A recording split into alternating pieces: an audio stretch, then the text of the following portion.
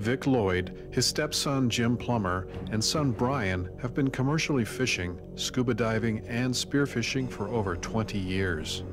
They usually head out to sea for 5-day trips, line fishing from the boat, as well as spearfishing about 110 feet below the surface. They spear the fish and then tie them to a stringer. When they're finished, they bring their catch back up to the boat to weigh and pack in ice. At the close of this particular trip, they decide to move to one more spot and make one final dive before heading back to port. This fateful dive will never be forgotten. Our normal procedure is we'll fish spots and then one diver will dive, so it was Jim's turn to dive and we fished this spot. He was going down checking to see if there was any bigger fish he could spear.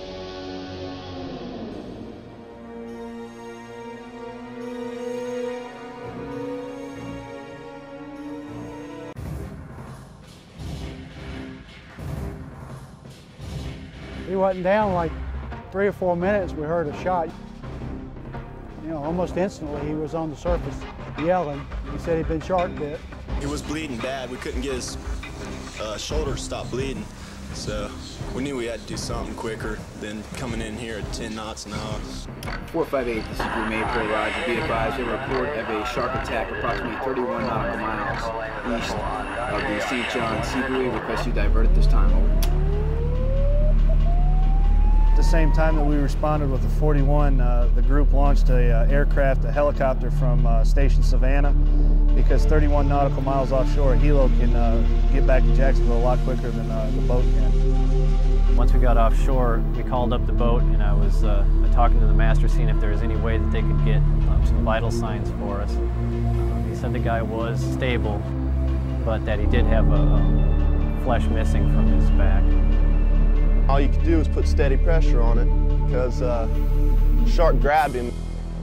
Every time he shook him, it was just new cuts. It was ribboned. It was ribboned up.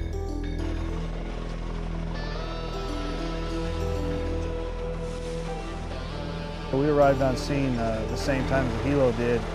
They dropped one of their crew members down, the survival swimmer, to our vessel. And then we took the 41 alongside the Reef Raider 2, put Petty Officer Kinney and one person from the helo on board, and they administered the medical attention that the person needed.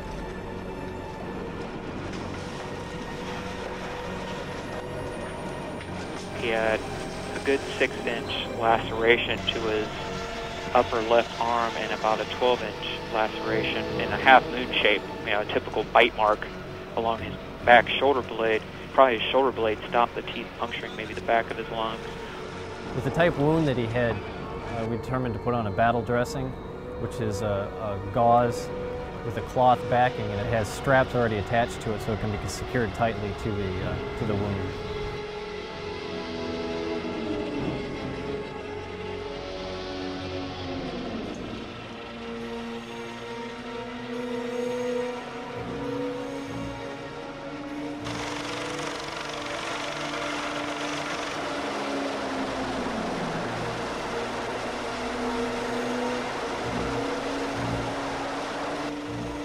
The Coast Guard transported Jim to the nearest hospital for emergency care.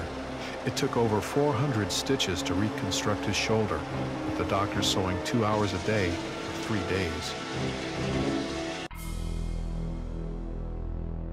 He started shaking me and swimming me up in the water when he grabbed me. I had my gun in this hand, banging him on the head. And it seemed like forever, but I know it was just a couple seconds. He swam me up the water about 30 foot off the bottom and let me go. And when he swam me up in the water shaking me, my mask came dislodged and came and sat on the top of my head. So I had to reach up after he let me go. I reached up and grabbed my mask and put it back on and cleared it. And then because I knew he was going to make a big circle and probably come back at me. And as soon as I cleared my mask, he made a big old turn and came back at me. And I had my gun ready. I went to shoot him, and the power head misfired, but it still hit the shark on the end of the head. And he went spinning off, and I dropped everything and just came screaming up to the top of the boat. Yeah, it's very traumatic. Something I had nightmares about for months and months. Wake up dreaming in the sweats and all that, you know. You always got to respect the sea and what's in it, you know, because you are in their environment.